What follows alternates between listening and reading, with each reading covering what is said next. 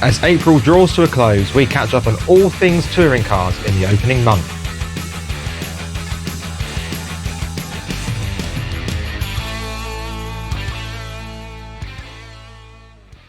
Hello and welcome back to the British Touring Car Podcast. We're going to bring you a new little series this year where we sum up everything from each month because you seem to have liked it in the pre-season. So we're going to bring you all the action from April. Start of the British Touring Car season. We are back and running again for 2026. On my birthday. Oh yeah, your birthday as well. Oh.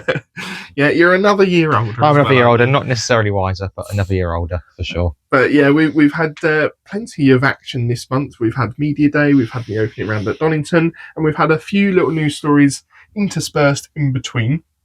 But we'll bring you up to date with the action first of all, and then we'll keep you up to date with the news at the end. So as you may or may not have seen, if you haven't already, go and have a look. But we went to Media Day, which was warm. That was warm, yes. Very warm. That was warm. We got to see all the cars for the first time. We have done a more in-depth Media Day blog and includes 2 driver interviews. So if you haven't checked that already, now is the time to do so. We talked to Charles Rainford and James Dorlin about their upcoming seasons. And we were able to go around the pit lane, try and see what all the cars looked like, notice who wasn't there as much as who was there. But yeah, it was a good start to the season. And of course, it did set some times in testing, which we maybe raised an eyebrow or two at, and then looked a little bit foolish when those times continued to top the boards at Bonington at the opening weekend. Yeah, the BMW certainly looked quick through the testing period, taking new lap records at Croft and looking quick at Brands as well. And they were there or thereabouts for Donington. We obviously saw the brand new Mercedes get unveiled for Plato Racing. And if you haven't already, go and watch the late break show that Johnny Smith does. And also there's a Plato documentary as well. Do you reckon Johnny Smith is promoting our podcast? I doubt it. No. I very much doubt it. You're welcome, Johnny. He needs the viewers. Yeah. Which is actually quite interesting to see behind the scenes of how everything's getting set up and how Plato's not just going in to be there, he is being in there to be at the top. Yeah, I'll confess I haven't had time to watch it yet after having a holiday straight after at Donington Park, etc.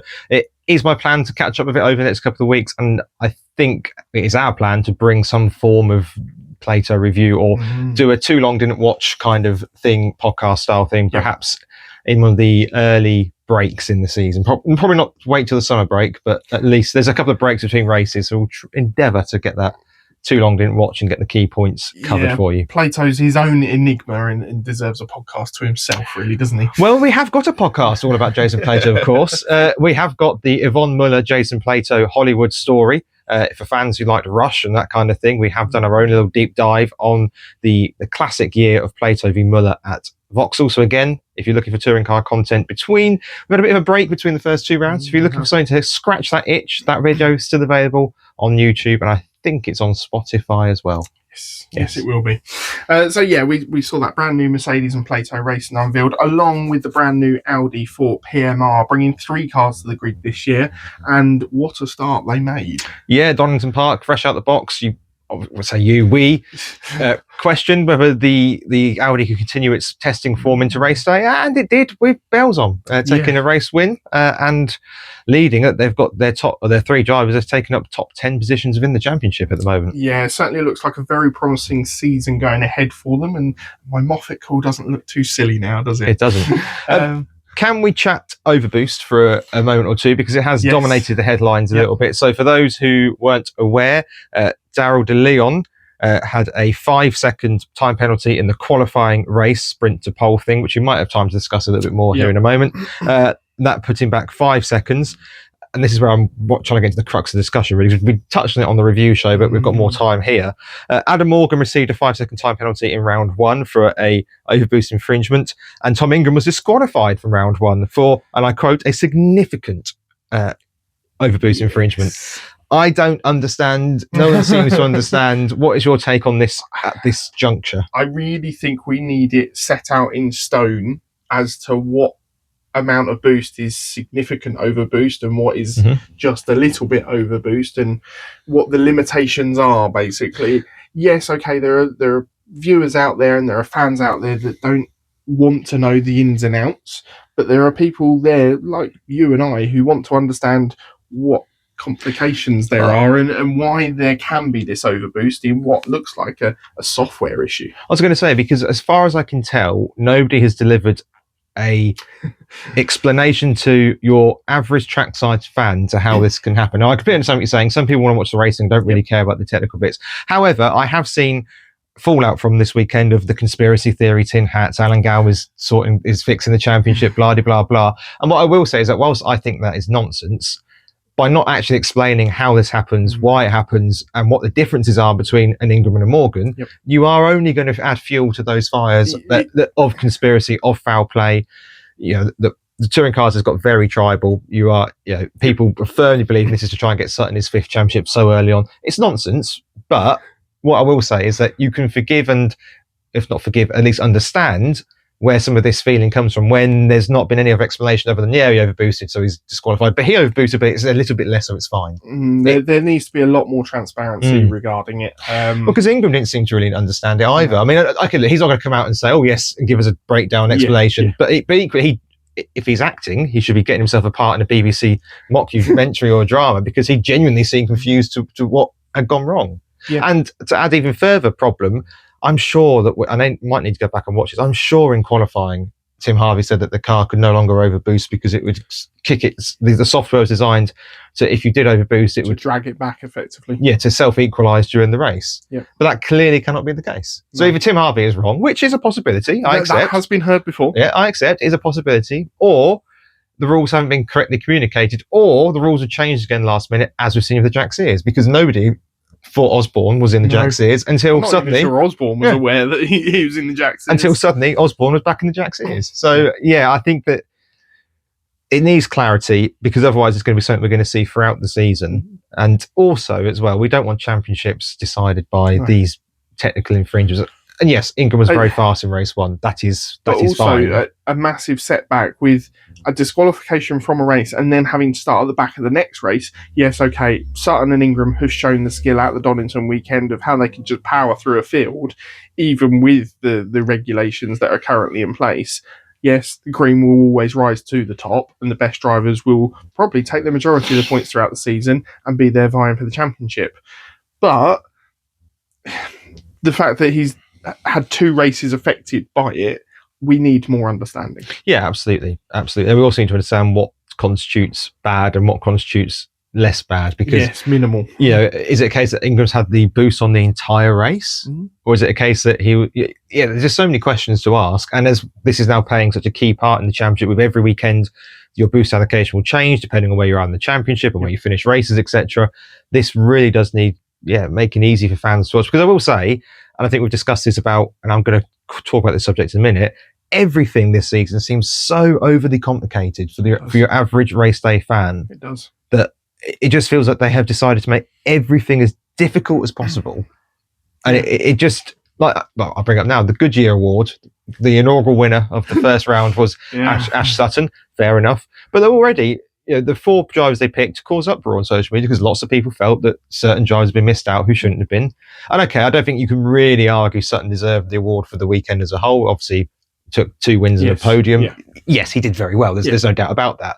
But again, they made that so needless complicated that you've got this panel of experts, so-called experts, who pick 4, and it goes to the fan vote. The fact that it comes down to a fan vote in the end, yes, okay, there are a majority of the fans out there that appreciate the racing and can see when a driver's had a good weekend and when they've had a bad weekend.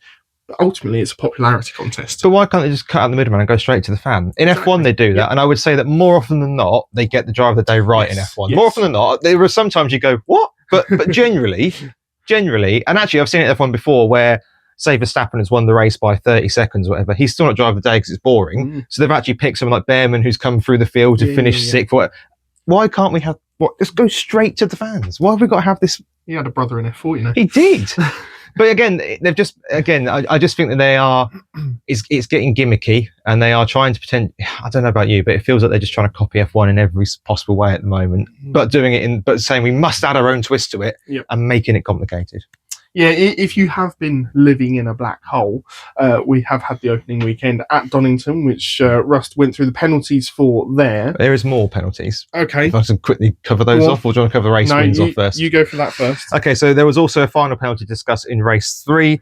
Gordon Shedden received a 1.1 second time penalty and 3 penalty points on his licence for causing a collision and gaining an advantage in an incident involving Darryl de Leon and his door. That was quite apt, wasn't it? There could be no complaints. It was complaints front of Toyota into rear quarter of BMW. It wasn't even rear quarter, it was his driver's door that was caved in. But there you go, into door of BMW and sending de Leon slightly sideways. Very sideways. So, yes. Cut and shut in the touring cars. You're allowed a bit of contact in the touring cars for any new listeners.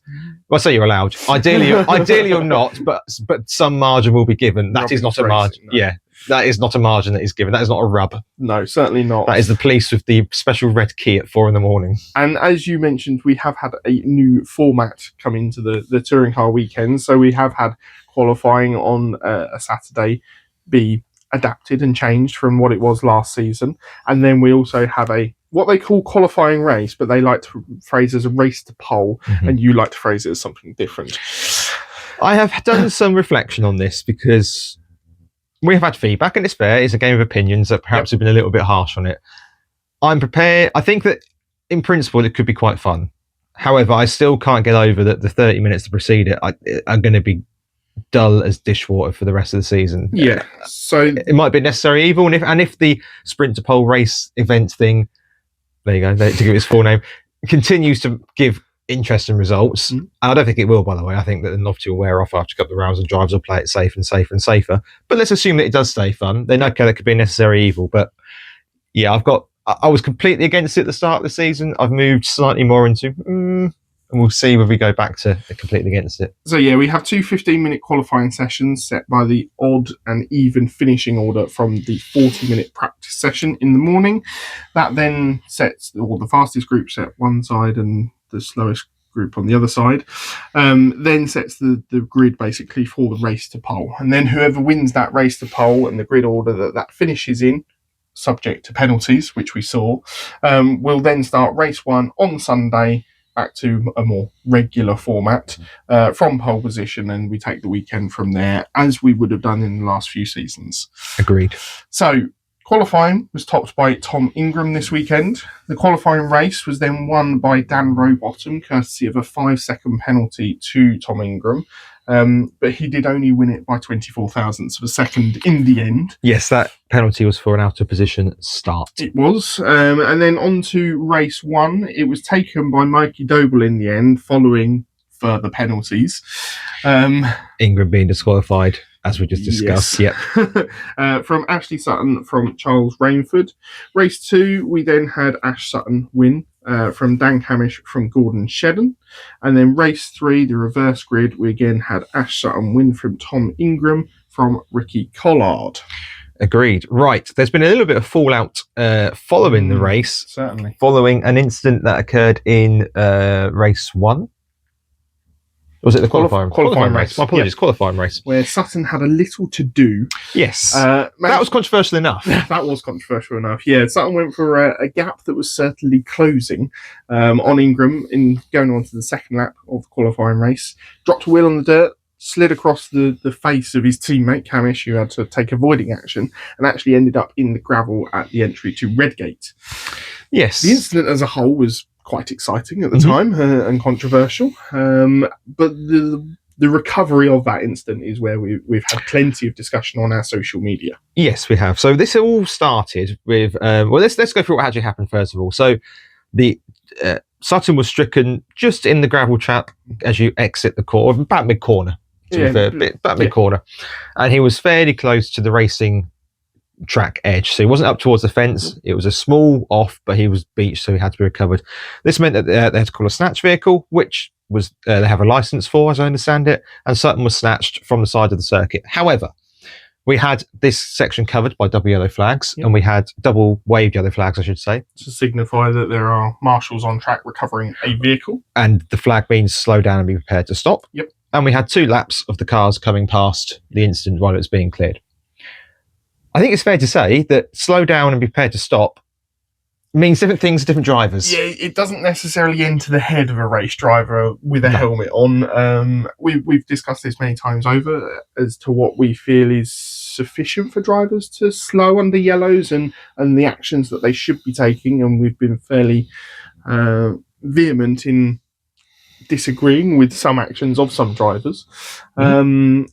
And there was an article that followed. Yes, so Tom Chilton spoke to Motorsport News, and I won't read the whole article, but I shall just do some quotes here. So he said, and I quote, "I had an 8-ton digger right in front of me with a car on it, and I was screaming on the radio, 'Don't you remember how Jules Bianchi died?'" Jules Bianchi was an F1 driver who had an accident at Suzuka where a car was being recovered. He left the circuit, I believe it was raining. Yeah, in severely wet conditions. And slammed head on into the recovery vehicle. Unfortunately, was killed as part of the impact. I was wondering why they hadn't put out a safety car. I said that twice in a row whilst I was going flat out staring at a digger. I'll return to that in a minute. One thing I would also say is when we were watching it live on YouTube, as you can every Saturday, we thought straight away that should be a safety car and recover the vehicle under controlled circumstances. Yeah, and this is Tom Chilton would go on to say, and this is basically a point that I've been drumming. And actually, to be fair, you normally laugh at my soapbox, but you join me on this one. Tom Chilton further added, "All it takes is debris going on the brakes or something, the brake pedal going long, and you're in trouble. You are going straight into the digger. I am really cross at the championship officials." Now, I will say he's not helped his case by saying he was going flat out into the corner, because you shouldn't be going flat out into the corner because you're under yellow flags. However, we put this up onto our social media on our Facebook page, and feel free to go and have a look through the comments. Some very constructive comments, some very good arguments for and against.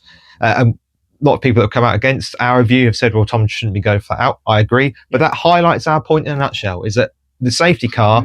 Don't listen. Yeah, the safety car takes out all possibility or all grey area. You slow down to the safety car speed.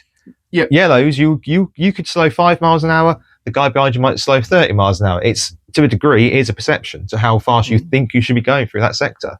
And one thing that a lot of people have actually mentioned, and this harps back to an incident that happened at the Nürburgring as well over that weekend, is that a driver unfortunately lost his life due to possibly drivers not adhering to yellow flag scenarios. Yes, there is also fluid down on track as well, but a code 60 is where you basically sort of like the virtual safety car that you would have in F1, where everyone around the track has to slow down to a certain maximum speed, basically. Yep. It brings the race under a lot more control, and it means, or it should mean, that people can't gain or lose anything within that area.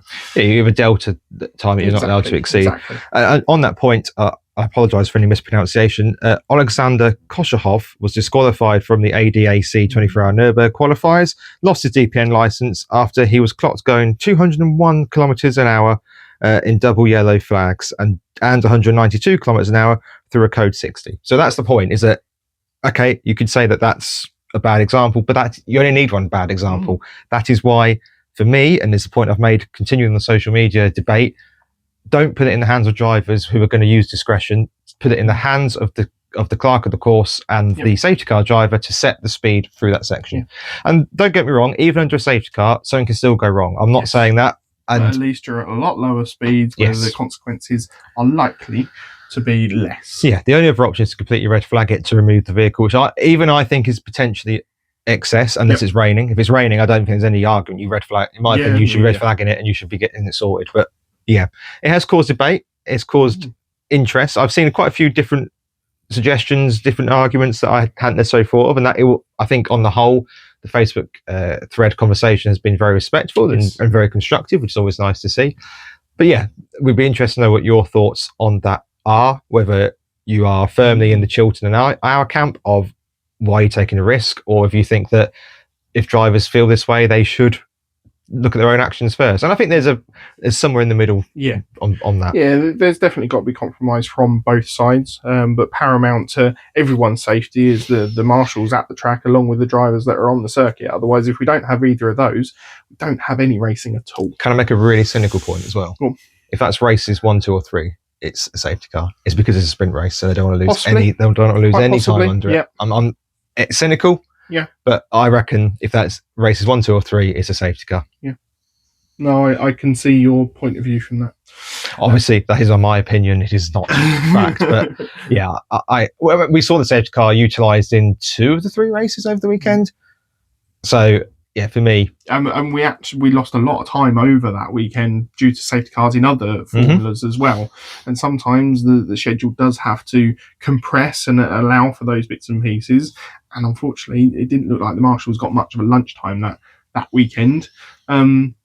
However, knowing marshals like we do, I think they'd prefer a shortened or no lunchtime than having to extract somebody from a car that has hit a safety vehicle, or trying to get a marshal into the back of an ambulance who's been hit by a car going off track under yellow flag. So definitely.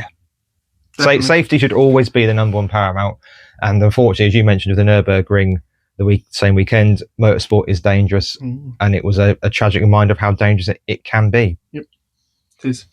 If you haven't already, do let us know your thoughts on the Donington weekend and Media Day. And we've got one other little snippet of news. And it is only really a snippet, but that may interest you for the season to come. So it does look like there's been a news article released that suggests that WSR, still having a third license, may look to possibly fill it at some point this season. Yeah, so we know they've got a third car because we've seen it ourselves at Media Day in the back of the truck. So my theory on this would be that if they couldn't get a third driver, they'd use it as a spare car for potentially chassis. Turkin had a car completely written off a couple of years ago at Alton Park, and for spare parts. However, they have got that car, and if they can get a deal over the line, they have said that they'd be looking to run it. The problem is, and it always comes down to his dollar. Who is going to find the money to run it? Stephen Jelly is in the Porsches, and he could, of course, leave the Porsches and come back to the touring cars, but he was a leading candidate. There's been some suggestions that they might look to run a development driver, but development drivers don't tend to have the budget because they're an early part of their career. I very much a development driver will be running a now independent team as well. Yes, I know that WSR have done a lot for bringing drivers through and into the sport, especially over the amount of years and decades that they've been here. But with the situation that they're in and how we understand it, the lack of BMW backing, I don't think they'll be able to afford to. This is the point. BMW aren't going to put their own development driver in there because they're no longer really involved. So it's a tricky one. I say, unless they can do a deal with a BMW driver from a GT program to maybe come across and fill the seat, but it costs a lot of money to go racing. I think at most the earliest we would see that car is the start of the second half of the season.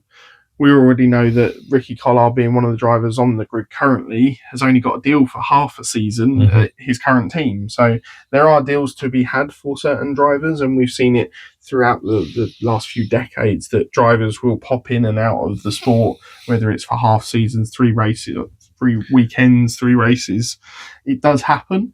However, it is worth reminding that the rules are the TBL can only be filled by a maximum of, is it 2 drivers for a season? Changes. 2 changes. So, I mean, they could potentially look to loan 2 off the seemingly defunct One Motorsport who hold licenses, and they could potentially therefore get another 2 off them and run those and keep the revolving door drivers going. However, I don't really see how that helps them anyway, to be fair. If you're going to run it as a development car or as a development driver, you really want 1, maybe maximum 2 in there, otherwise you're not going to get any data, you're not going to get anything meaningful because the cars can be changed every weekend. No, agreed.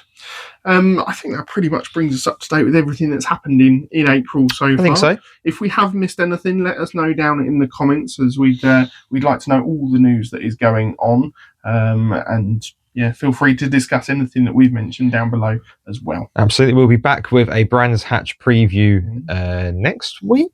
Bank holiday week, is it? Yep. We are also going to Brands Hatch when we get the tickets booked. That's right, I've been paid now. Oh, super. But we'll be going to Brands Hatch. We'll cover that more off in the preview. And anyone that watched the Donington Park review for the first time, it will be completely different for the Brands Hatch review because I'm not going on holiday. Do let us know your thoughts on that, though, because it was a lot different to how it should. It was a lot different. Yeah, I mean, maybe you liked it. Maybe you really enjoyed the format change and the different way we did it. If you did, let us know. But because we can always do the same on the way home from Brands. But the plan is to go back to the reviews styles we had for last year, unless the sway of public support suggests we should do otherwise. Yeah, but until then, we'll see you soon. Bye for now.